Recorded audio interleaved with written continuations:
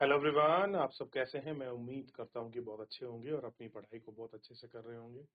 मैं Akash Kumar वडाना ICT virtual classroom में आपका बहुत बहुत स्वागत करता हूं। मेरे प्यारे बच्चों, जैसा आपको पता है बेसिकली 10th क्लास है हमारी। 10th क्लास में पॉलिटिकल साइंस का लेक्चर हम लोग देख रहे हैं। सत्ता की साझेदारी के रूप को हम लोग पढ़ रहे हैं कि क्या उनका रूप है, किस प्रकार है, कैसे हम उनको देखते हैं, उसी को जानने का हम लोग आपका प्रयास कर रहे हैं। ठीक है, सत्ता के रूप और स्वरूप की हमने बात करेंगे इसमें। तो राजनीतिक सत्ता का बंटवारा नहीं किया जा सकता। यानी जो पॉलिटिकल है, हम उसका जो बंटवारा है, जो सोचते हैं सब, वो रियल में होता है। तो कह रहे हैं कि सत्ता का बंटवारा नहीं किया जा सकता। इस धारणा के विरुद्ध सत्ता की साझेदारी, यानी कि बंटवारा नहीं कर सकते, बल्कि क्या करेंगे, हम साझेदारी के विचार को सामने रखते हैं कि बंटवारा ना करके हम लोग पार्टनरशिप करें, डिवाइड ना करके उसमें पार्टनर के रूप में आए। लंबे समय से यही मानता चली आ रही है कि सरकार की सारी शक्तियां एक व्यक्ति या किसी खास स्थान में रहने वाले व्यक्ति समूह के हाथ में रहनी चाहिए। क्या हो, सारी पावर कैसे हो, एक ही व्यक्ति के हाथ में दे दोगे या किसी एक खास समुदाय में रहने वाला कोई व्यक्ति या व्यक्ति विशेष है उसी के हाथ में दे दोगे? क्या यही होना चाहिए? तो मेरे हिसाब से तो ऐसा नहीं होना चाहिए कि एक व्यक्ति या व्यक्ति विशेष के हाथ में अगर आप पावर दे दोगे तो एक ही व्यक्ति पर संकेंद्रण हो जाएगा, सब कुछ उसी का हो जाएगा। अगर फैसले लेने की शक्ति बिखर गई तो तुरंत फैसले लेने और उन्हें लागू करने की में संभावना नहीं होगा। अब कह रहे अगर बिखेर दिया तो कोई डिसीजन लेना लंबा समय लगेगा, पता नहीं हो ना हो, उस एंगल से ही सोच रहे हैं। लेकिन लोकतांत्रिक बुनियादी सिद्धांत है कि जनता ही सारी राजनीतिक शक्तियों का स्रोत है। तो मेन चीज क्या है कि अगर मेन देख रहे हैं कि सब कुछ पावर किसमें है, तो मेन पावर किसमें है? जनता में।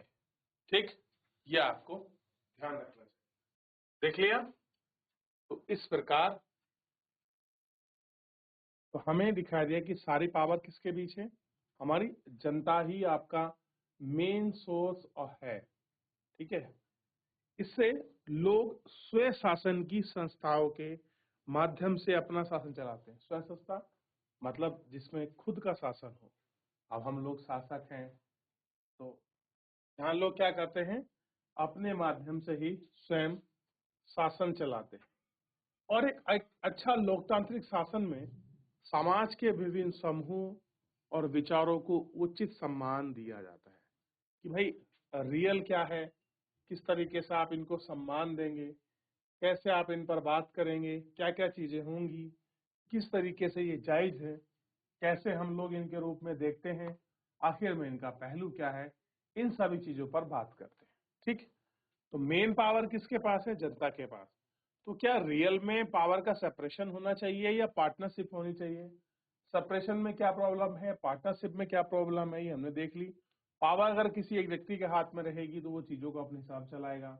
अब वो कैसे इम्प्लीमेंट करता है, कैसे रूल डाउन करता है, थोड़ा सा एक चैलेंजिंग का फेस हमको दिख सकता है। तो इसलिए हमने क्या कहा है कि सारी पावर ऑफ सोर्स कौन है? हमारी जनता है। ठीक, और उसी के अनुसार पूरा शासन व्यवस्था जो है चलनी चाहिए।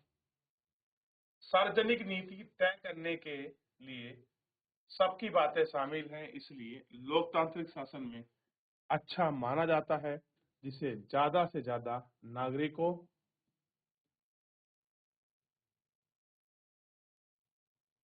को राजनीतिक सत्ता में हिस्सेदार बनाया जा सके। तो मेन क्या है कि पॉलिटिकल जो पावर में लोगों को क्या मिले, हिस्सेदार बना सके। आधुनिक लोकतांत्रिक व्यवस्थाओं में सत्ता की साझेदारी अनेक रूप से आई है। इसमें कुछ प्रचलित एग्जाम्पल पर हम लोग गौर करेंगे। तो एक ही माध्यम नहीं है, पावर ऑफ सेप्शन के अलग अलग रूपों में इसको देखा गया है, इसको बात की गई है। थोड़ा सा एक बार देख लीजिए, फिर इसमें हम लोग आगे बढ़ेंगे। पहला पॉइंट इसका देखते हैं। शासन के विभिन्न अंग जैसे विधायिका, कार्यपालिका, न्यायपालिका के बीच सत्ता का बंटवारा रहता है। हम सत्ता का क्षैतिज वितरण करते हैं। देखिए, ऊर्ध्वाधर होता है ऐसे, क्षैतिज होता है ऐसे, क्योंकि इससे सरकार के विभिन्न अंगों का एक ही स्तर पर रहकर अपनी शक्तियों का उपयोग करते हैं। खड़े रहेंगे एक स्तर पर ही, और क्या करेंगे, जो अपनी शक्ति है उनका वो अपना बंटवारा करते हैं, उनका प्रयोग वो आपका करते हैं उन्हीं चीजों का।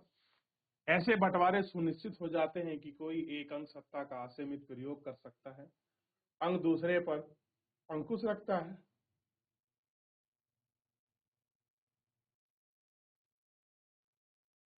इससे विभिन्न संस्थानों के बीच का रास्ता संतुलन बना रहता है। तांत्रिक लोकतांत्रिक संस्थाओं के में 9वीं कक्षा में पढ़ते हुए हमने देखा था कि देश में कार्यपालिका सत्ता का उपयोग संसद के अधीन कार्य करती है। कैसी करती है कार्यपालिका? संसद के जो अधीन है वो आपके कार्य करती है, और कार्यपालिका की नियुक्ति न्यायपालिका करती है।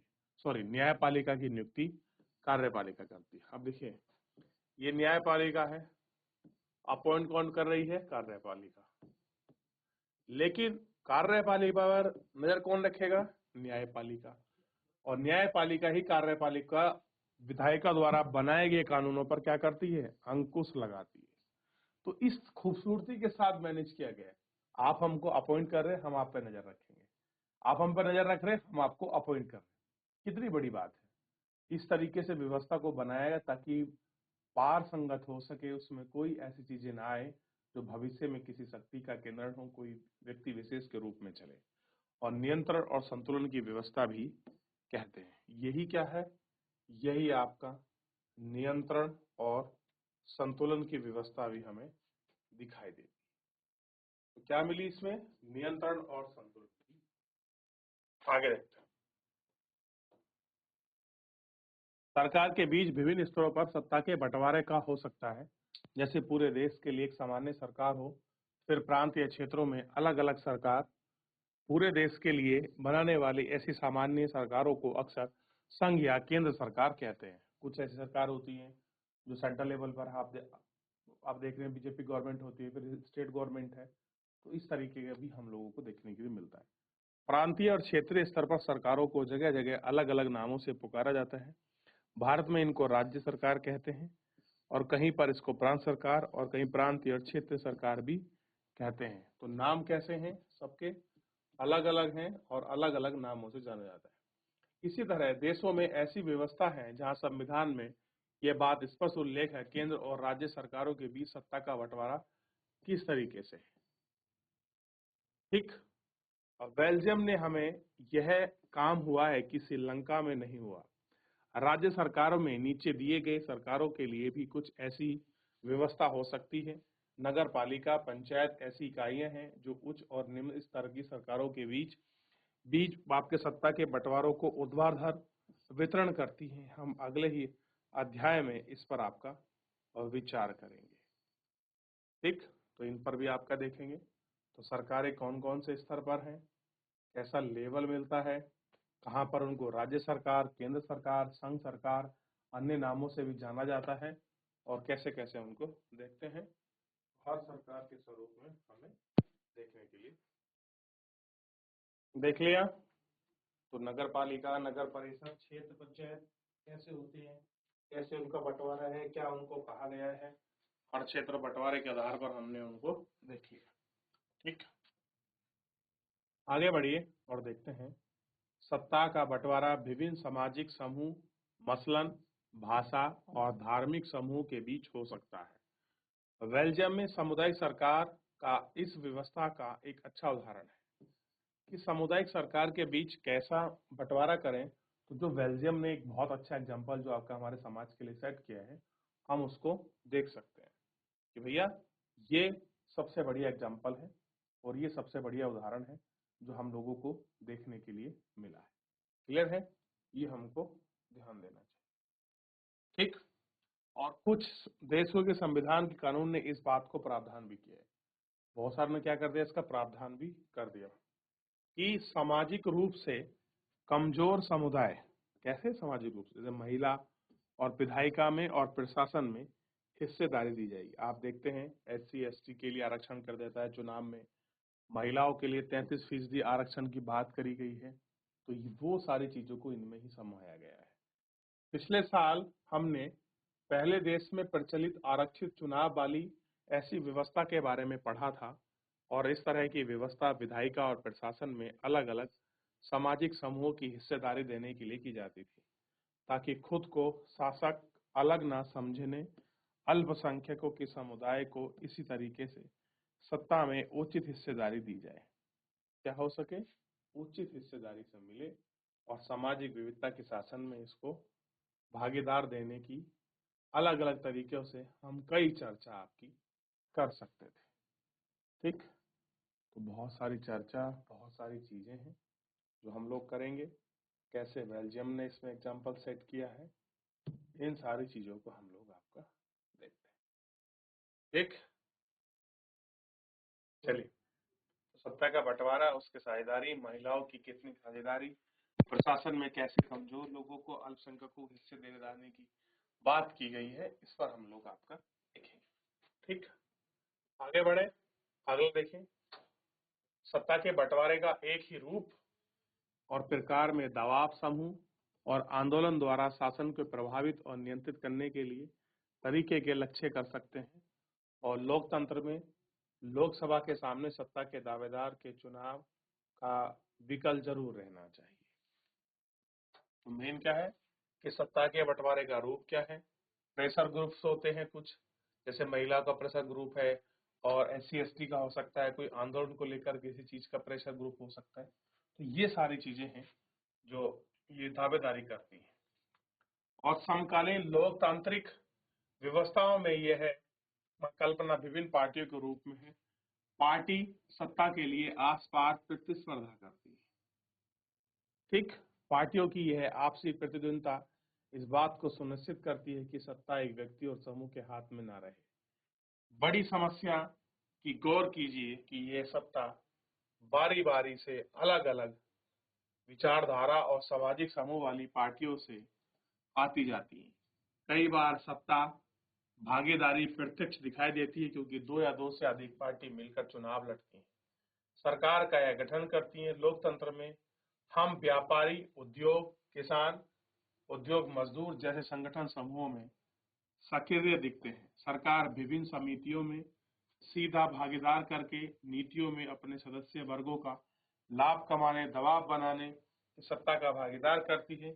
इकाई 3 में हम राजनीतिक दलों पर, उन प्रणालियों पर थोड़ा सा गौर करेंगे कि किस प्रकार की वो सामाजिक समूह है जो आपका उन पर आप उन्हें प्रतिस्पर्धा के रूप में देखते हैं। तो कैसे प्रतिस्पर्धा है, लोकतांत्रिक चीजों में कहाँ उनकी जरूरत है, कहाँ उनके विकल्प के दावेदार हैं और हमें कैसे वो दिखाई दे रही है। ठीक है, तो देखिए ये बड़ी चुनौती है हमारे सामने। चलिए, तो इस तरीके से पूरी साझेदारी, पूरी व्यापकता समाज में फैली हुई है कि कैसे किसको भागीदार बनाया जाए, कैसे किसको स्पर्धा के रूप में जो उसके प्रतिद्वंदी हैं उनको सुनिश्चित किया जाए। एक चीज किसी व्यक्ति या विशेष वर्ग के हाथों में वो चीजें ना रहें, ना जाएं, ये बड़ी बात यहाँ ध्यान में रखी जाती है। ठीक, ये सब चीजें क्या रहो, किसी व्यक्ति विशेष के हाथ में ना हो, ये सुनिश्चित किया जाए। तो विचारधारा और सामाजिक समूह वाली ये सारी चीजें हैं, ये लड़ाई है जो लोकतंत्र में लड़ी जाती है। तो बेसिकली चैप्टर पूरा आपका समाप्त हो चुका है। क्लियर है? कैसा हो गया चैप्टर आपका? समाप्त हो गया। तो चैप्टर में अगर कोई और चीजें हैं, ठीक, आप कुछ पूछना चाहते हैं, कुछ डाउट, कोई क्वेरी है तो एक बार देख लीजिए, फिर हम ऊपर की तरफ बढ़ेंगे। पिछले का भी जो आप पीछे रिवीजन करते चलेंगे। ठीक, देखिएगा। चलिए, थोड़ा पीछे बढ़ जाते हैं। तो जो जहाँ से हमने चैप्टर शुरू किया था, सत्ता की साझेदारी का मीनिंग समझ आया कि हम अलगाव की बात नहीं करते, हम पार्टनरशिप की बात करते हैं। और पार्टनरशिप कैसे थी, उसमें बहुत सारे लोगों, समूह, जाति, वर्ग विशेष के जो लोग हैं सबको हिस्सेदारी के रूप में देखें, उनको सत्ता का साझेदार बनाया जाए और सत्ता भी किसी एक व्यक्ति के सकेंद्रन हाथों में ना रहे, उसको आपका इस तरीके से बांटा जाए ताकि सब लोग उसको पूरित हो सकें। और फिर हमने पढ़ा कि जो आपकी सत्ता का जो मूल केंद्र पावर है वो कौन है, वो जनता है और जनता में ही सारी चीज निहित है। और हमने खलील की उलझन को पढ़ा, बेरूत शहर की कहानी को हमने पढ़ा, साझेदारी का स्वरूप कैसा है, तो सारी शक्ति किसमें है? पावर ऑफ टोटल पावर किसमें है?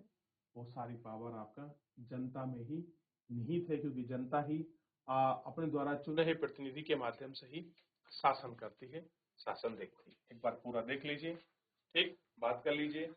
कोई डाउट, कोई क्वेरी है किसी प्रकार का, आप एक बार देख सकते हैं, फिर मुझे। ठीक है बच्चों, चलिए देख लिया। तो फिलहाल मेरे प्यारे बच्चों, आज के इस लेक्चर में इतना ही। चैप्टर पूरा समाप्त हुआ। मिलेंगे नेक्स्ट लेक्चर में नए चैप्टर के साथ। तब तक आप इसको घर जाकर रिवीजन करिए, कोई पढ़िए, कोई डाउट, कोई क्वेरी, हम लोग नेक्स्ट लेक्चर में मिलेंगे।